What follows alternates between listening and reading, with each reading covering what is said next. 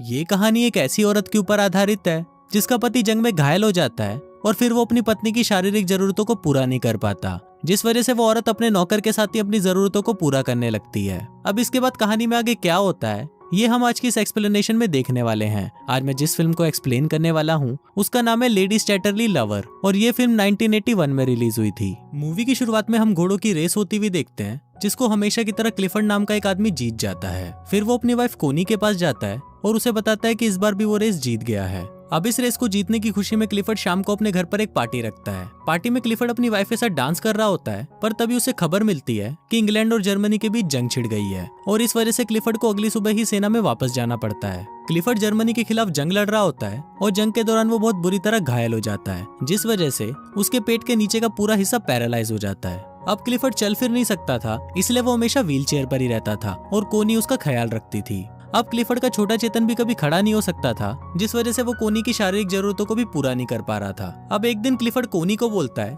कि तुम मेरी वजह से अपनी बाकी की लाइफ बर्बाद मत करो। अगर तुम्हें कोई लड़का पसंद आता है तो तुम उससे प्यार कर सकती हो। इसके अलावा तुम दोनों का कोई बच्चा भी होता है तो मैं उसे अपना वारिस बना लूंगा। लेकिन कोनी उसे बोलती है कि मैं सिर्फ तुमसे ही प्यार करती हूँ और मुझे तुम्हारे अलावा कोई नहीं चाहिए। अब वो दोनों आपस में बातें कर ही रहे होते हैं कि तभी वहाँ पर क्लिफर्ड का गेटकीपर ओलिवर आता है। फिर क्लिफर्ड ओलिवर को बोलता है कि तुम मुझे मेरे घर तक छोड़ दो, तो ओलिवर उसे घर छोड़ने जाता है। ओलिवर की नजर जब कोनी पे पड़ती है तो उसे कोनी बहुत ही ज्यादा पसंद आती है और वहाँ से जाते वक्त वो मुड़कर बार बार कोनी को ही देख रहा होता है। एक दिन क्लिफर्ड की तबीयत अचानक खराब हो जाती है और वो लोग तुरंत एक डॉक्टर को बुलाते हैं, पर वहाँ पर एक नर्स आती है जिसका नाम मिस बोल्टन होता है और वो क्लिफर्ड का इलाज करने लगती है। इसके बाद क्लिफर्ड कोनी को बोलता है कि तुम ओलिवर के पास जाकर पता करो कि मुर्गी ने अंडे अच्छे दिए हैं या नहीं। अब कोनी क्लिफर्ड की बात मानकर ओलिवर के पास चली जाती है जो जंगल के बीच बने हुए कैबिन में रहता था।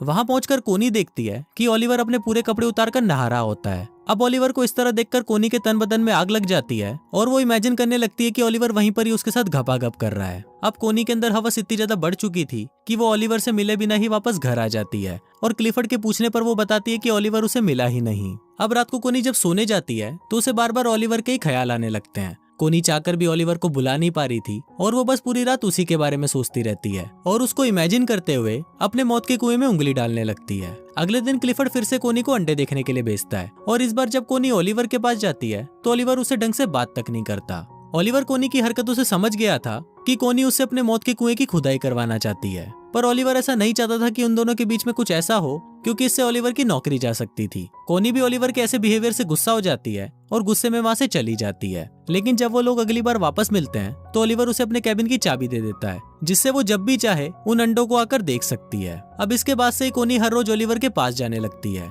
क्योंकि वो बस ओलिवर को ही देखना चाहती थी। एक बार जब ओलिवर कोनी को अंडों से निकले हुए चूजे दिखाता है तो कोनी उनको देखकर रोने लगती है। ओलिवर जब उससे पूछता है कि क्या हुआ तो कोनी उसे बताती है कि उसका कोई भी बच्चा नहीं है और क्लिफर्ड की हालत देखकर लगता है कि कभी होगा भी नहीं। अब ये बात सुनकर ओलिवर उसके पास आता है और उसे गले लगा लेता है। अब दोनों में ही हवस की आग भड़कने लगती है और वो दोनों एक दूसरे के क्लोज आते हैं और वहीं पर ही घपाघप करना शुरू कर देते हैं। लेकिन घपाघप के बाद कोनी को बहुत ज्यादा गिल्टी फील होता है और वो भागकर वापस अपने घर आ जाती है। वहां से घर आते वक्त मिस बोल्टन भी उसे ओलिवर के पास से आते हुए देख लेती है।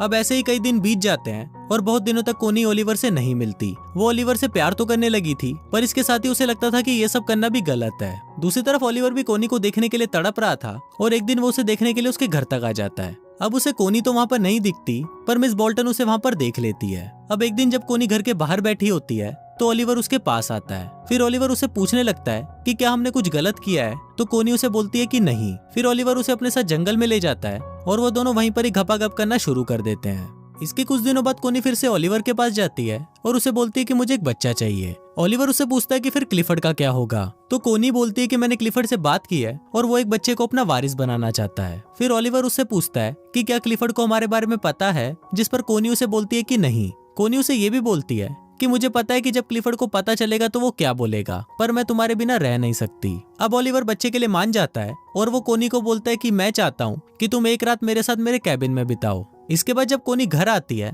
तो मिस बोल्टन को उसके बालों में से एक घास का तिनका मिलता है, जिसको देखकर वो समझ जाती है कि उसका और ओलिवर का अफेयर चल रहा है। पर इस सब के बावजूद कोनी उससे मिलना नहीं छोड़ती और वो ओलिवर को बोलती है कि मैं आज रात को तुम्हारे साथ तुम्हारे घर पर रहूंगी। वो उसे ये भी बोलती है कि मैं तुम्हारी पत्नी बनने के लिए भी तैयार हूँ, पर मैं क्लिफर्ड को नहीं छोड़ सकती क्योंकि उसे मेरी जरूरत है। फिर ओलिवर उसे बोलता है कि अगर क्लिफर्ड को हमारे बारे में पता चल गया तो तुम उसे हमेशा के लिए खो दोगी, क्योंकि मैं एक नौकर हूँ और कोई भी ऐसा नहीं चाहेगा कि एक नौकर का बच्चा वारिस बने।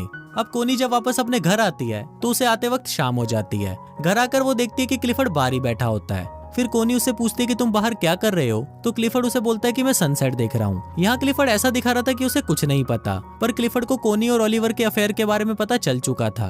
अगली रात क्लिफर्ड के सो जाने के बाद कोनी ओलिवर के पास जाती है, जहाँ वो दोनों एक घर में जाते हैं और वहाँ पर घपाघप करना शुरू कर देते हैं। दूसरी तरफ क्लिफर्ड की भी नींद खुल जाती है और वो किसी तरह कोनी को देखने के लिए उसके कमरे में जाता है, पर वहाँ जाकर वो देखता है कि कोनी अपने कमरे में नहीं होती। सुबह होते ही क्लिफर्ड कोनी को घर आते हुए देखता है। अब इससे पहले कि क्लिफर्ड उसे कुछ बोले, कोनी उसे बोलती है कि तुमने ही तो बोला था कि अपने लिए किसी आदमी को पसंद कर लो। पर इस पर क्लिफर्ड उसे बोलता है कि मैंने ये नहीं बोला था कि तुम एक नौकर के साथ ही घपाघप करो।